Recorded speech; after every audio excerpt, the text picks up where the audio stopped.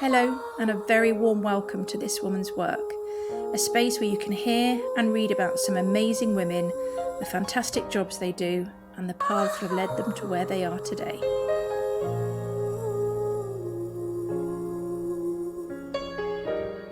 Right, I am here today with Jess. Hi, Jess. Hi, Michelle. Could you tell the listener in your own words what it is you do for a living? Yes, so I run the Little Business Fairy. So I help small female-run businesses grow in confidence and their business. So that can be showing up on socials, it can be their admin.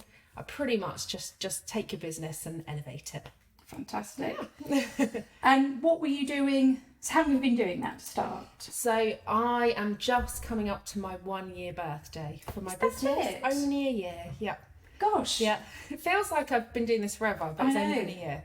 Yeah. Well, because she is crazy busy. I'm just going to say that now. So I would not have said that's a year. Yeah, it's fantastic. It's blown my mind how well it's gone. Yeah. So what were you doing before then? So prior to this, I was running 10 businesses from another guy. So pretty much sort of doing what I'm doing now, but for one person. Right. And it was very corporate. There was no sort of personal side to it. And it was also male, Yeah. which was not my thing. It was Yeah. huge businesses, you know, I had lots of fun doing it, learnt lots, but wasn't what I wanted to be doing. And how long were you doing that for? That was for 2 years. And then prior to that, I was in marketing. Ah, in-house or agency? All over. Wow. A bit of both, yeah. Okay, so let's track back to that then. So what did we do at school, college? Can you talk us through your kind of sure. education My journey? education. So I went to a very posh grammar school in London. Didn't really fit in. I was, you know, a bit of the class clown, a bit of a joker. I was very naughty at school. And I left when I was 16. So I got a job. I remember walking into Selfridges and I just kind of walked in and tried my luck and happened to land in the shoe department. And that was it. Before I knew it, I've worked in Harrods, Selfridges, Bond Street. Stop it. Yeah, from 16, and by, sort of 17, I was a manager. It was fab. Such a fun time. Oh gosh, and did you live down in London then? Or? Yes, I grew up in London. I was there till I was about 22. Yeah. Oh my gosh. Yeah, really fun.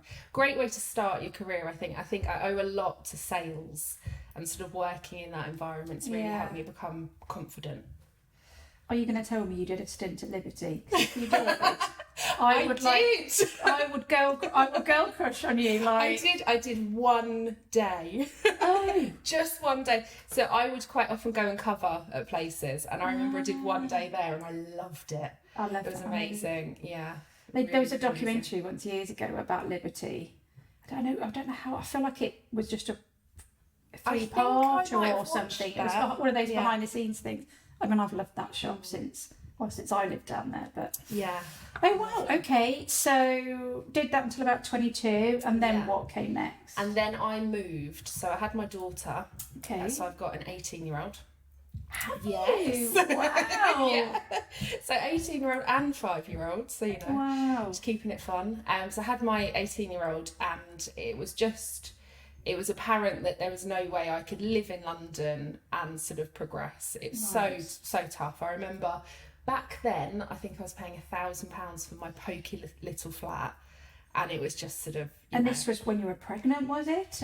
Yeah. So pregnant, and then had her and carried on working. But yeah, It was just, there was no room to grow. I loved it. So grateful for growing up in London. Yeah. It's such a great place. Yeah. But then I moved up to Lincolnshire.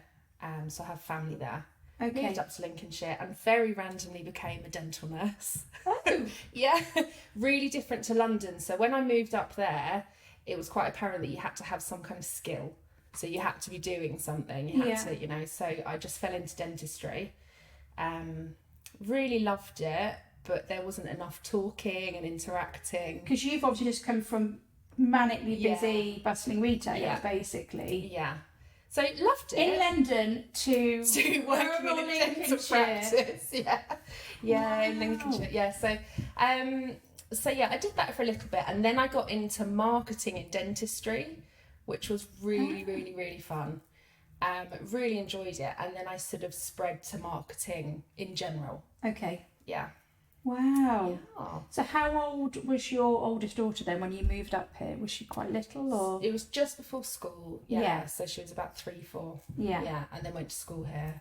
And was that a factor for you as well, do you think, wanting her to yeah, definitely. It's just, I mean, I can't, looking at her now, I can't imagine that she would have thrived going to school in London. Yeah. She needed that small sort of, nice school. Yeah. Wow, okay. Yeah. So you've got into marketing, and obviously then you've sort of pursued it ever since. So what made you make the decision then to go it alone? Because it's a risk, isn't it? Yeah, well, I've probably missed out a bit of a blip. I would call it a blip, a life-changing sort of time in my life. So when I was in marketing, I met my son's, I'm going to call him a sperm donor. Yeah, fair enough. I met him, and unfortunately that was an awful relationship. And it was very controlling. Right. And I was sort of forced out of marketing. Right. So I left my lovely job that I was, doing really well in, and had a massive fall from grace and was working for his mum's cleaning company. So I went from sort of working in lovely offices to cleaning them. Yeah, just because you've been coerced down that route. It was awful. And actually got to the point where my only option was to leave, and I lived in a refuge. Oh gosh, so yeah, I took my 3-month-old and I think then she was 13, and we all lived in a refuge. Wow. Yeah. Gosh, so brave though. Yeah, it was a really difficult time, but I sort of sat there and thought to myself, I have nothing. I had literally the clothes on my back. I was left in about 15 grand's worth of debt from him. Gosh. A million miles from home. And I just sort of sat there and thought, right, I can either completely give up on life and this is me and I'm going to have nothing, or I can really sort my life out and do what I want to do. So that's what I did. So I was in the refuge, I think, for 3 months. They said I'd be there for a year. Right. And I went, I will not be here for a year. Wow. So, just set my mind to it. Manifested, worked hard, and managed to sort of get us out of there. So spent Christmas in a refuge, and I think having nothing, spending one of the most important times of the year with your kids in a place like that, I feel like now I'm just not scared to do anything because I've had nothing. You've been there. Yeah. And so yeah. That's it. So I fell into the next job, working for the guy, running his businesses. Started off doing some marketing for him, and soon enough it kind of, it went from doing a few hours a week to 50 hours a week, running businesses and, doing all sorts. But as a mum, I mean, and no support network for childcare. No support. So you were having to joke. Was he quite flexible with you, with your hours? Yeah, so I worked from home. For the majority of it, I travelled up 1 day a week. Okay. But yeah, I worked from home, so massive juggle. Gosh. Yeah, I wasn't getting any kind of fulfillment from it. Yeah. I didn't feel like it was me, and I also felt a bit like I've broken free from this awful man. And I hate to say it, but I was working for another one. He wasn't great, and I just one day woke up and said, "That's it, I quit." And the next day I launched the Little Business Fairy. God, but you'd already had the idea? I'd had this tiny little idea in my head, but I think because I fell into the job that I was in, I didn't really take that leap of faith. It was safe, it was really good money, I was working from home, and I probably could have carried it on, but like I said, I wasn't happy. So I had this little idea in my head, but always pushed it to the back. Yeah. And then one day, I think he did something that I really didn't agree with, and I just went, nope, I'm out, and that was it. Wow. Yeah. Launched the Business Fairy. Launched the Business Fairy, and then never looked back. And were you in Stamford at this point? Yes, I was in Stamford. Okay. So I'd been in Stamford for a couple of years, and yeah, just thought, that's it, I'm going to take this leap of faith, give it a go. I kind of said to myself, I'll give it a couple of months. If it doesn't work, you know, I'll take whatever job I can find. I'll go and stack shelves in Tesco's if I have to. I'll do whatever I have to do, but I have to try this. Yeah. And yeah, the rest is history. It's crazy. Is. I think I got my first client the first week that I started, and I literally had to pinch myself. I couldn't believe it. Wow. Yeah, it wasn't all smooth sailing. I think the first sort of few months I wasn't quite me. Yeah. So I was just sort of taking on work because I felt I had to. And then after a few months, I thought, no, this is my time. I'm going to, this is my business. I've really got to make sure that I'm aligned to my beliefs, everything that I want to come for this business. So had a bit of a rejig, and I'm now my weird, unique, wacky self, and it's, But even then, you're still on just the start of this journey, aren't you? Yeah. And you already have an assistant. I do, which is crazy. Oh, it makes me feel a bit. Yeah. Well, isn't it? But that's fantastic. Yeah. And do you, because obviously you're a very positive person. Yes. And do you feel proud? I do feel proud. Yeah. I do. It's taken a long time, a lot of therapy, and a lot of, really cheering myself on to get to this point. But I do feel like I've stepped into a point of my life where I do feel proud, and I know that I'm doing something that is completely true to me. Yeah. Yeah. And do you think, because I guess for people that go through dark times, where do you think that sort of, don't get me wrong, I'm sure you're going to say it wasn't always there, but that sort of inner faith or inner belief that things will get better, do you think you maybe had a glimmer of that even in dark times? I think I'm so lucky because I've got two beautiful kids. Yeah. And you just have to push through. I am a tough person. I know that that's there. Obviously, I had to find that again. But yeah, I think when you've got kids, you just do whatever the hell you have to do. Yeah. And you just push through. Wow. Yeah. Do you mind me asking one other question? Yeah. When you went and saw obviously Refuge, was that information easy to find? No. Because obviously I'm hoping you're gonna I mean the whole process was horrific. Was it? Yeah, so obviously I managed to leave the house. I ran one day, and I ran to a hospital. Well, it's a birthing centre that was near to me at the end of the road. Just ran in there and asked them to lock the doors. And I said, please help me. Yeah. I need some help. Asked them to call the police. Spoke to the police. Obviously, gave statements. I remember giving the statement and having to break to go and throw up because it just felt so wrong. I felt, I think until you've been in that situation, you don't realise how you could ever end up there, but you do. So the police then, the next step, is they told me it was not safe for me to be there because of how serious it was. So they just dropped me off at a refuge, and that was it. There was nothing. I had a lady come to the door and say, here's 2 tins of beans, your rent's due on Friday. Gosh. And that was it. And do you think it's better now, or? I mean, I don't think so, no. I think there's a hell of a lot of work that's got to be done. I could see, I was robbed in the refuge. I was, it was an awful place. And I can see why people go back, because it's the easiest option. Yeah. Because you've just got desperate people there, really, haven't you? Yeah.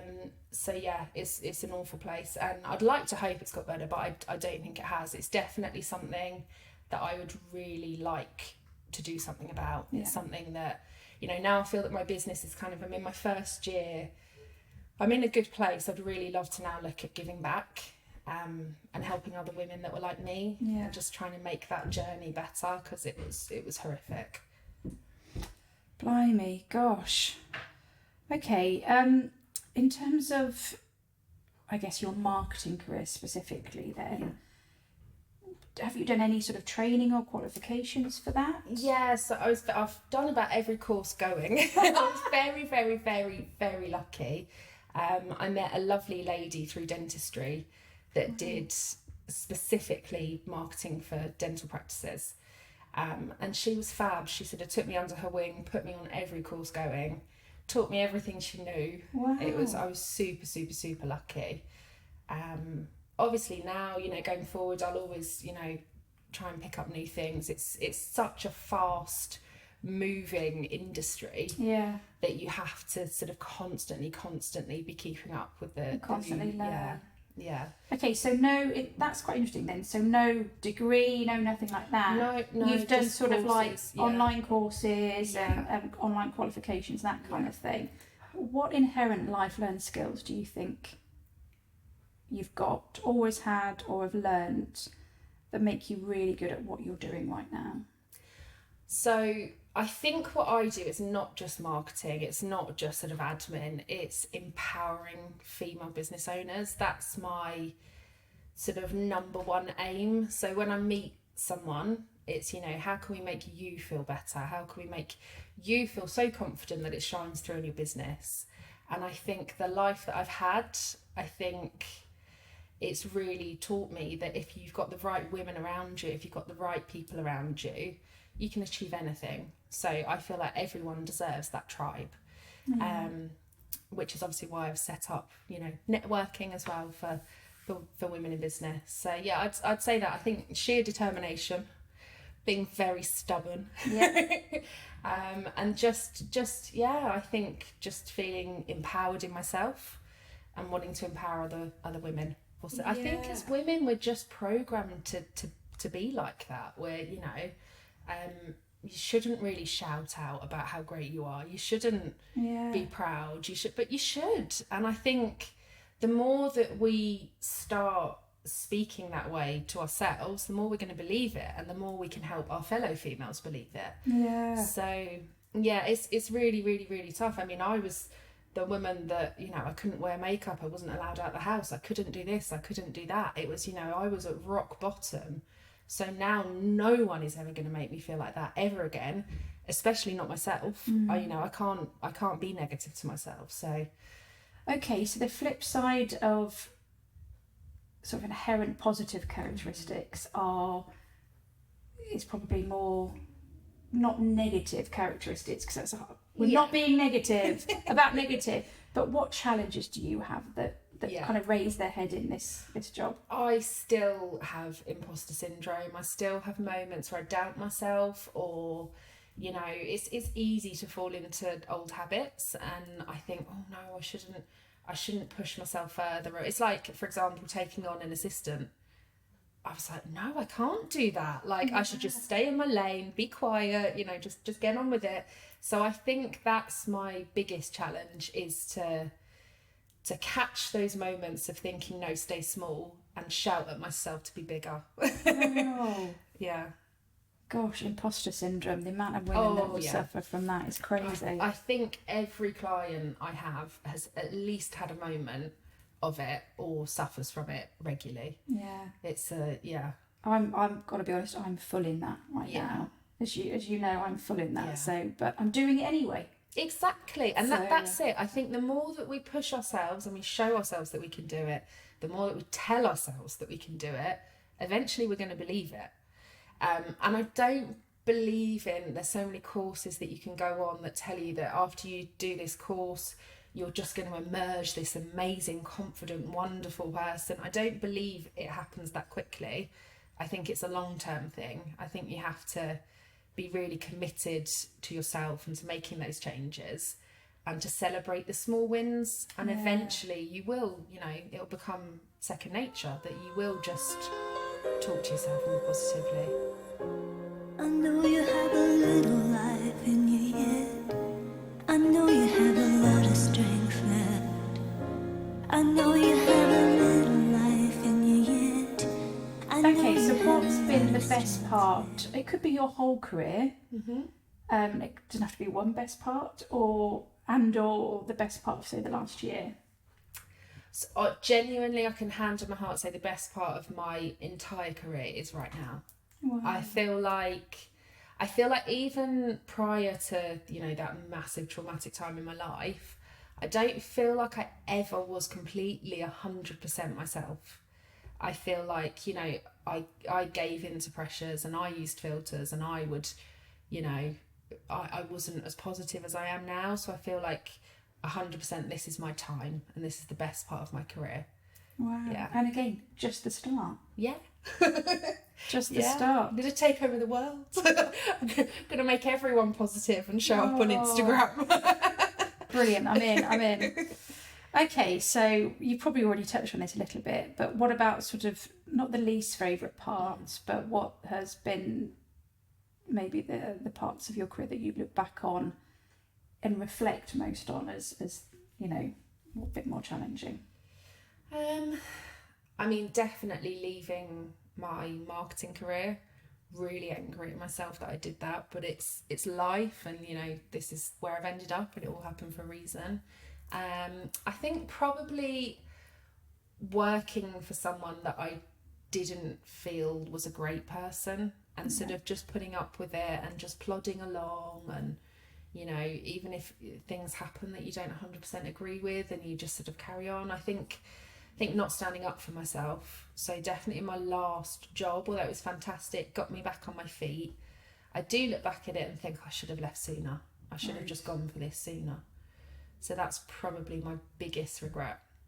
And that's more about like your moral compass. Is that what you're 100%, saying? because my moral compass is so strong. I can tell. And I think I hadn't quite found myself, that I was still sort of not quite there, not quite brave enough. I mean, you know, I would tell him that what he was doing was wrong, but I still carried on my job. Yeah. And I think I felt so proud leaving. I felt absolutely petrified. Yeah. But I felt so proud leaving that I thought I really should have done this sooner. Yeah. Can I just ask, is he still in business? Do you know? 100%, yes. Yeah. Still, and there's other. Do you think he's changed? No, I don't think he ever will. He's 100% a narcissist, and I mean, I don't want to go into too many details, but I know that there's a lot of women that are taking it further, and I don't think he'll get to do it forever. Let's just say. But these things just take time, don't they, to come out? Yeah. Irritatingly so. What's the strangest thing that's happened to you in your entire career? Come on, there's got to be some amazing stories from retail, if nothing else. I mean, I've met lots of famous people. Met lots and lots of famous people working where I worked.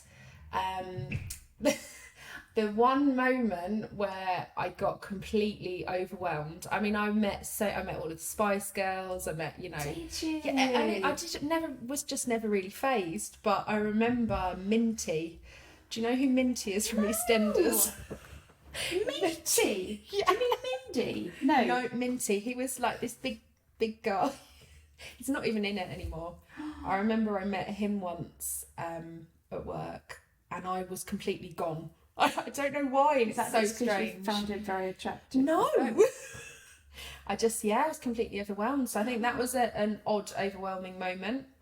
Someone from EastEnders just threw me. Wow. I'm trying to think of some other things. What about dodgy stuff that happened in retail? I mean, if you had to... Oh, dodgy stuff, not necessarily in retail. Dodgy stuff in the dental world. Oh. That is a murky place.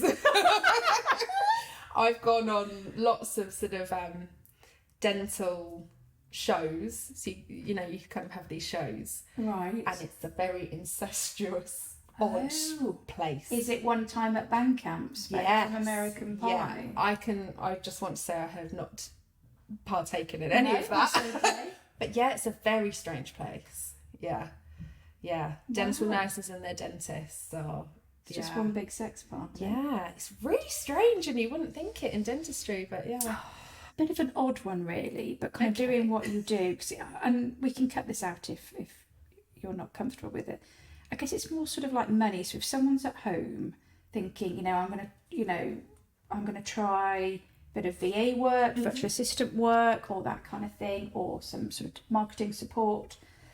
What kind of money out, because that is just a massive variable. Yeah. Which, I mean, you don't have to say money, but is there any advice that you would give regards to how someone could manage their money, what they should charge, could charge, anything like that would be? I mean, I think it all depends on experience. So although I haven't necessarily gone to uni and done a marketing degree, I've you know, I've done it for years and I've done a lot of courses. So I think there's a lot of people out there that just jump into it with no experience. So I definitely say make sure you've got that experience, make sure you believe in yourself. Yeah. And then money wise, it's really tricky. I think the VA admin side of it, I think you can charge anywhere from sort of £20 to £40 an hour. Right. More if you know you feel you're massively I guess it's more the experience. Yeah. So marketing and social media wise, that's a tricky one because there's so many different sort of packages. But my biggest advice would be charge more than you think. Okay. I started out and charged way too little. Right. And I actually, when I started charging more, I actually got better clients. Okay. Because I think people see the value of the work that you're giving them. Yeah. Whereas if it's super cheap, I think a lot of people are in the mindset of I have to make it cheap enough for people to be able to afford it. Yeah. And I think that's what I did. And it was great, but you almost sort of box yourself out because you're taking on so much work. Yeah. You're not earning enough. And those people don't really see the value because it's so cheap. So I would always say aim higher. Because you can always track back, can't you? Yeah, 100%. Yeah. Yeah. So it's just having that confidence. Yeah, having the confidence. I would look around, see what everyone's charging. I'm really open and upfront about my fees. Yeah, you are. So, you know, people could always have a look at mine. But I would definitely say aim a little bit higher than you think. Yeah. But be willing to also put the work in. Oh, God, yeah. Yeah. I don't agree with people that say that they're marketing experts and they have got either no qualifications, no experience, or, you know, they've just woken up and decided to do it. Yeah. That doesn't work. With marketing, it's depends what you're talking about. So social media, I think even the stuff that I did sort of, you know, 5+ years ago is completely different. Or even like a year or 2 years ago, completely different. So I think it's not just looking at the qualification they've got or, you know, the experience, it's looking at what they're doing now. Yeah, latest work, current work. Yeah, because I mean I am that person that will get up and look at every update and see what's happening and try, you know, you have to do that in this line of work. And I think it's really important to make sure that you hire someone that is, because otherwise it's dated. It's, you know, this is your business that you're trying to show, and you need to make sure you've got the right person to do it. Blimey, it's like Threads. We haven't that chat about Yeah. Threads. We're going, God. Yeah, I mean, Threads, I just think do it. I can't see what's coming from it just yet other than community, but yeah. Or even how it's really different from Twitter. Or is it not so much yet, would you say? I think it's a lot kinder. Okay. I think that's the biggest difference. I think Right. that it's a nice, It's policed safe, a lot and more. yeah. And I have to say, I noticed bots on Threads, and they disappeared overnight. So Oh. clearly, they are putting a lot of money into it, a lot of time. I think, like To put Twitter out of business, To put Twitter out of business, yeah. Good old Or Mark. X, Good old Mark. X now, isn't it? It is X now. Yeah, I it's going to be can't say extinct. Stop it. Yeah. Okay, so what's next? Going to take over the world. No, I think I'm really, really, really loving the Fierce Women network that I've created. I love that. I love my job, love doing what I'm doing. I ideally would like to have a whole tribe of fairies. That's, you know, my goal. Okay, So I'll match you to your fairy, and you know, you have your fairy. So You've got a plan, haven't you? I've You're got a lady with a plan.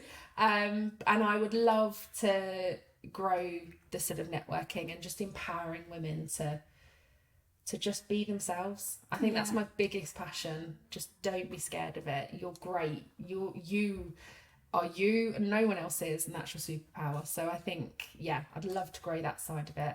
And I would love to give back. I'd love to sort of do some kind of charity work and just change the system, because it's just screwed. It's just not great. So I hope if there's anyone that listens to this and is or has been in the situation that I was in, I hope they know that it's not forever. You can do whatever you want to do, you know. I was sat on Christmas Day with nothing but the clothes that I had on, and my kids got an advent calendar for Christmas from the local what's it called, food bank, Yeah, you know, yeah. that, and you know, look at me now, I'm, you know, I might not be a millionaire, but I'm, you know, I'm running a business, I'm doing it by myself, and I'm, you know, I'm in a lovely house, I've got a lovely partner, my kids are happy, so it's not forever. Yeah. What's stopping you from scaling quicker then? So obviously if you wanted to get to a point where you're running and you can assign business fairies across the UK, if not globally, let's be honest, the world. How could you scale that a bit quicker? I think what I'm stuck with at the moment is that I am my brand. Yeah. And that's something you really have to consider in business. If you are your brand, it is hard to scale. Yeah. So it's finding a way to make that work, that you still get that feeling of, I've got the little business fairy working for me, but with lots of fairies. Yeah, so you still want to retain that intimacy. Yeah, because that's what it is. It's, I mean, like, you know, I will sit in my power sessions with women and they'll cry and we'll let things out, and that it's not just about doing their admin or whacking some social media posts up. It's deeper than that. Yeah. So I want to make sure that I can give that to everyone. So my fairies have to kind of be me. Yeah. If that makes sense. I think that I could probably get fairies that can do things that I can't do, and then we could offer so much more. I think that'd be great, but it's just, yeah, just finding a way to keep that sort of one-to-one bespoke feel that you get from the little business fairy. What advice would you give to your younger self then? Wow. And I feel like we could pick a few different younger versions of you there's here, been a because I think few, you've already said, you know, to really want to just reassure women that there is, it won't be forever. So you probably would say that to your younger self, wouldn't you? I mean, it's going to sound really weird, but I wouldn't change anything. Wow. Because I would go through what I went through 1,000 times to have my son. You know, it's one of those things. So I wouldn't necessarily change anything, but I think what you said is probably right. I'd probably tell every version of my younger self that it's going to be okay. It's not going to last forever. And probably just tell her to be a bit more her and a bit more weird, and embrace that weird side. Because, you know, growing up, I definitely played into things, you know, like I said, being at school, being the class clown, I definitely sort of felt like I had to be something that I wasn't, because I was never really confident in myself. So I think, just to tell her just to be her. So does that mean you were playing a role quite a bit? Yeah, I think so. I really relate to that. Yeah, so. I think I really was. And I think definitely the experiences that I've had and age definitely have just made me realise that it's so much more fun to just be yourself. Okay, final question. What bit of life advice do you want to throw out there to the world? It could be career advice, it could just be general life advice. What would you like to put out there? I would. I feel like you've got a lot. I feel like I could say a lot. One. I something that I would definitely say, and something that I see in my friends, and I know that they do it, and I know that I 100% did it. And this is guy related or female related, you know, whoever you're in a relationship with, if you get that funny little feeling in the pit of your stomach, you don't feel 100% comfortable, or it doesn't feel right, run. Yeah. Don't ignore it. Don't sort of, you know, make excuses for them. Yeah. You can't save everyone. Some people don't deserve to be saved. Yeah. You know, just always, always, always trust your instincts. And that's also assuming someone can change as well, isn't it? You go, oh no, but maybe they'll change. And I think, unfortunately, maybe I can change them. Yeah, and I was that woman, and I think, unfortunately, 9 times out of 10, they are not going to change, and they don't want to change. It's them. So yeah, I think just don't excuse bad behaviour, and that can be in work as well. You know, it's in any kind of relationship. If it doesn't feel right, get out of it. Get out. Yeah. And what if you're looking, I guess, at a friend or a colleague, and you have, and I guess it's that other side of it, you have a suspicion. Yeah. Like, you know, this responsibility to not stay quiet and to kind of just let someone go about. I mean, do you wish, looking back, that someone had intervened with you a little bit more? Or? I think I wish that, and again, it's so difficult because I know that there was a lot of things going on behind the scenes. It was, you know, I had fake profiles made of me. I didn't have a phone, but he had a phone and pretended to be me. There were probably all sorts of conversations going on that I'm not even aware of. So I don't blame people for disappearing, but I don't necessarily think you need to intervene straight away. Yes, speak up straight away. Say, at least say something to the person. 100%. Yeah. Say, I'm concerned and worried for you. But if that person straight away doesn't leave, stick by them. Yeah. Because I think that's something that a lot of women, and I definitely had, I lost everyone, you know, even family. And I think you get to the point where you haven't got anyone, so you just carry on with it. And I think if you know that you've still got someone there, I think the best thing you can do as a friend of someone that you're concerned for is still be there. Don't give up. Don't give up, yeah. Gosh, in fairness, don't give up. I feel like you've said that in lots of different ways. Yeah, basically, don't give up at anything. Yeah. Just, on friends, on people, on yourself. Yeah, definitely. On that note, thank you so much, You're Jess. so welcome. Thank you for having me. Oh, Sorry, I'm a bit of a waffler. If you would like to hear more about this chat, see some behind the scenes pics and some personal profile pics, plus read about how to get started in this industry and or this role, then please go and support us on Patreon. The link is on this podcast page and across all of our socials. Sincere thanks in advance.